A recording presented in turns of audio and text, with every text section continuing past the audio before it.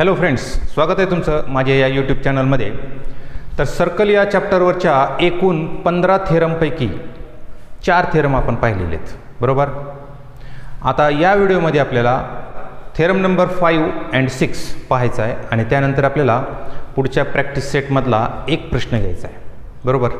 So why wait, let's start. तर पहिल्यांदा आपण ही फिगर काढू.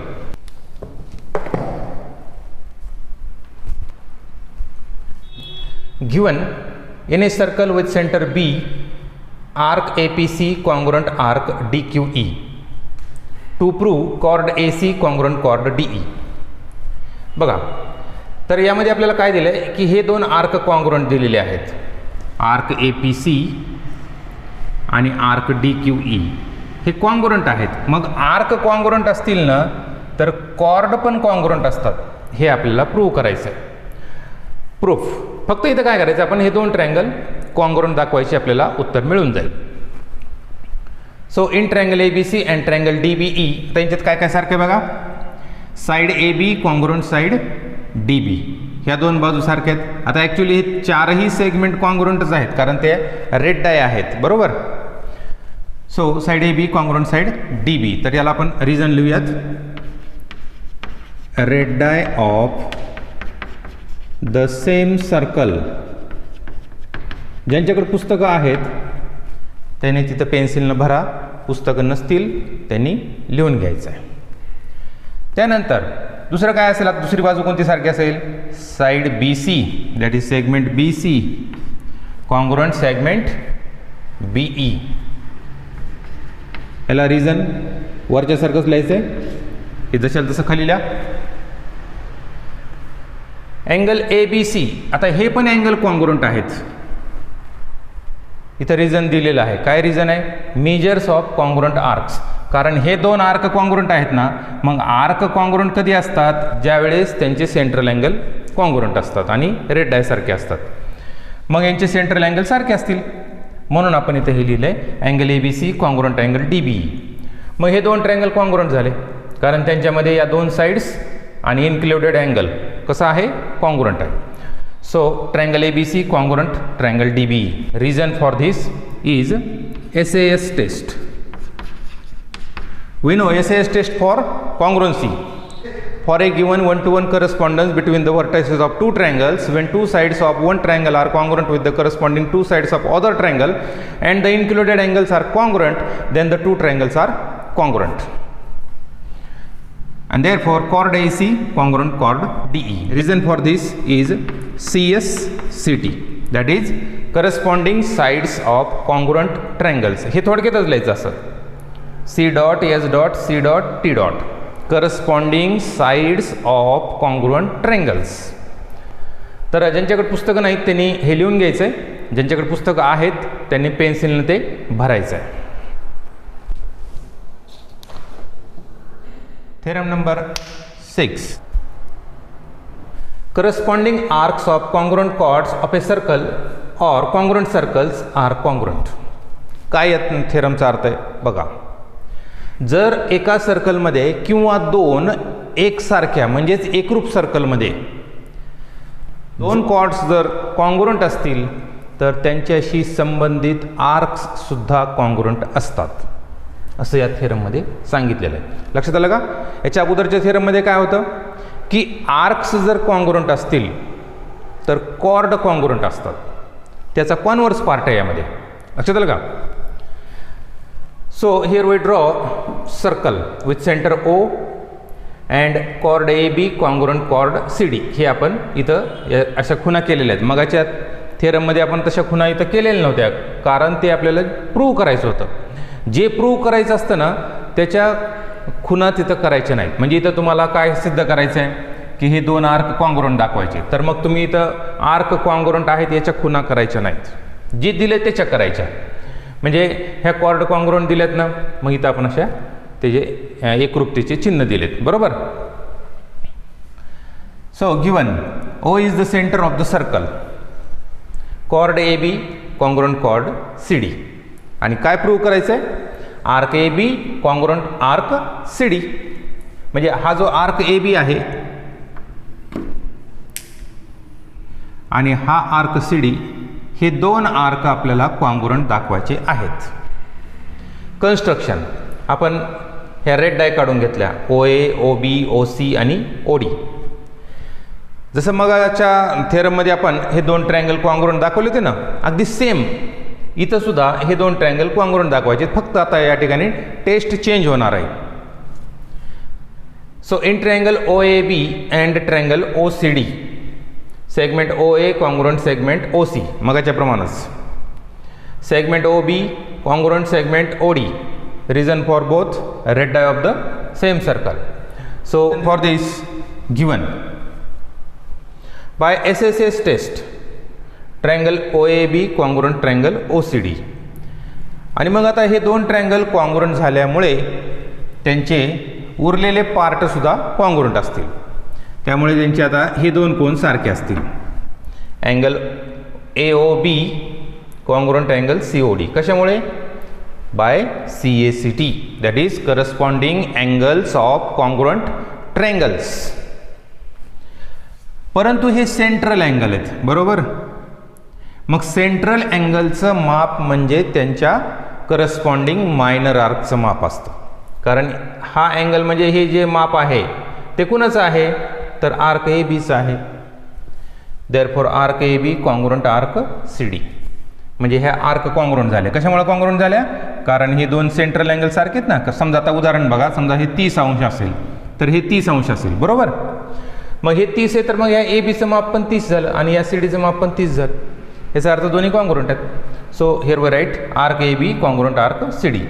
Reason for this measures of central angle. Hence the proof. Write down.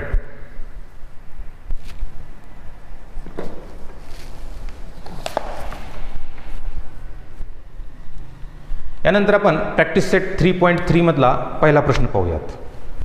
Hair is question number 1. In figure points GDEF are concyclic points. Concyclic म्हणजे जे points एकाच सर्कलवर आहेत त्या सर्व पॉइंटला कॉन्सायक्लिक पॉइंट्स असं म्हणायचं. Of a circle with centre C, angle ECF is equal to 70 degree. या कोणाचं माप 70 अंश आहे ते आपण इथं फिगरमध्ये लिहूयात. Angle ECF. Measurement of arc DGF is equal to 200 degree. तर DGF या आर्कचं माप आपल्याला दिलेलं आहे. तुम्ही असं इथं डार्क करू नका, तुम्हाला समजण्यासाठी म्हणून मी दाखवतोय. तर याचं माप आहे 200. Okay. Find measurement of arc DE या आर्कचं आणि आर्क DEFचं माप काढायचं, या पूर्ण आर्कचं माप काढायचं आहे. एक लक्षात घ्या, कुठल्याही आर्कचं माप काढायचं आहे म्हणजे आपण त्याच्या सेंट्रल अँगलचं माप काढायचं आहे. सेंट्रल अँगलचं माप मिळालं की त्या आर्कचं माप मिळतं. Okay.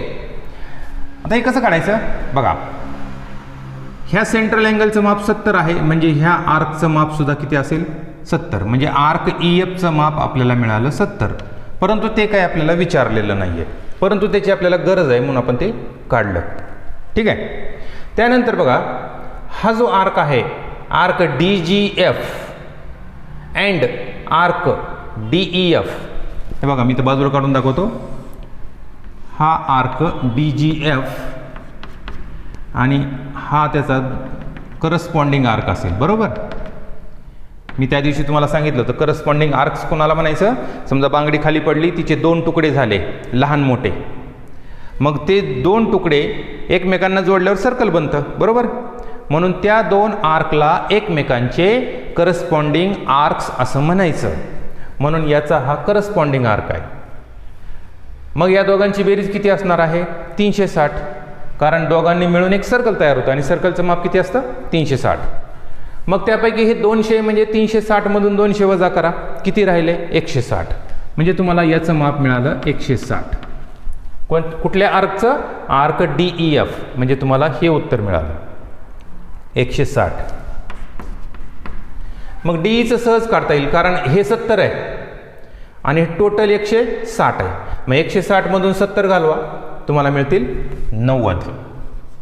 So measure of this arc is 90 degree. समजलं?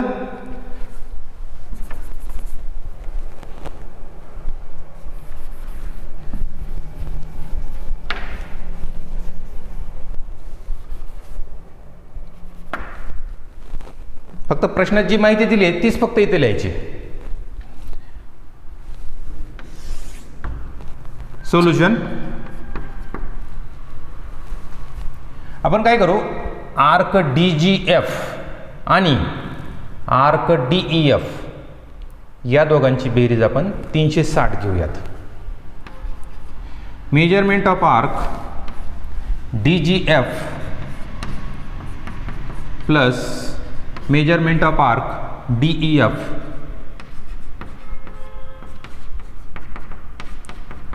Is equal to 360 degree.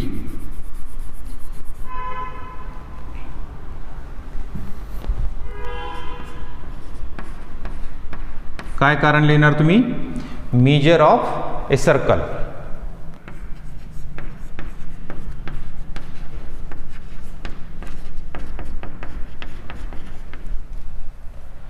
तर आता त्यापैकी एका आर्कचं माप आपल्याला माहिती आहे, एका आर्कचं माप आपल्याला माहिती आहे, कोणत्या, DGFचं. Therefore 200 degree plus measurement of arc DEF is equal to 360 degree. हे 200 तिकडे वजा करा. Therefore measurement of arc DEF is equal to 360 minus 200 degree. Therefore, measurement of arc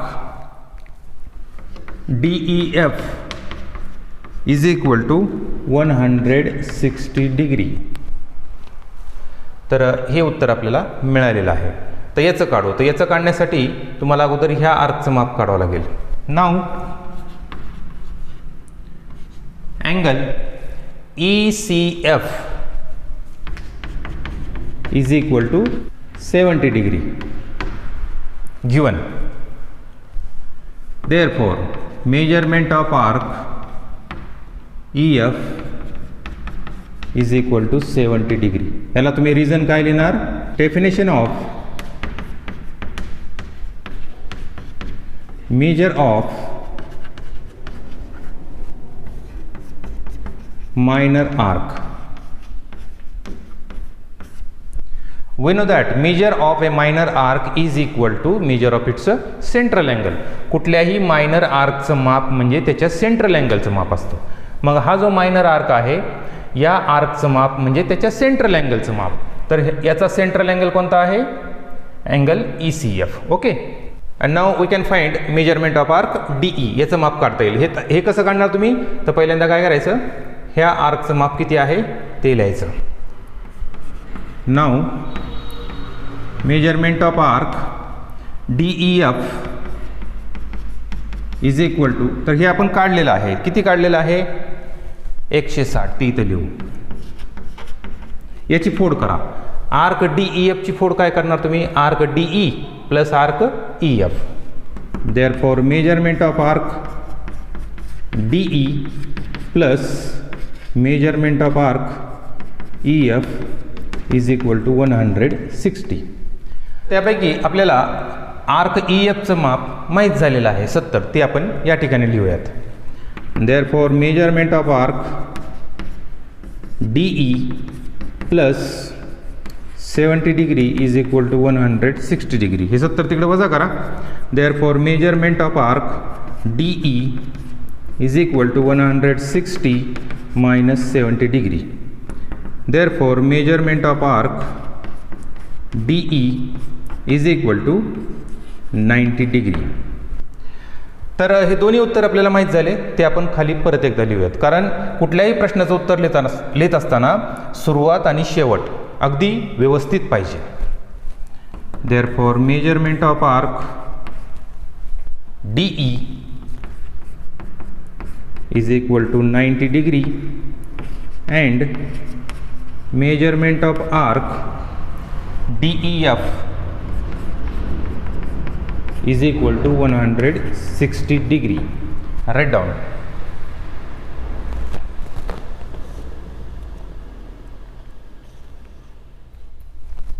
तर आपण आज जे 2 थेरम शिकलो ते तुम्ही त्याचा अभ्यास कसा करायचा मी तुम्हाला सांगतो. लक्षात ठेवा की पहिल्यांदा 5वा थेरम घ्या, तो अगदी व्यवस्थित वाचा.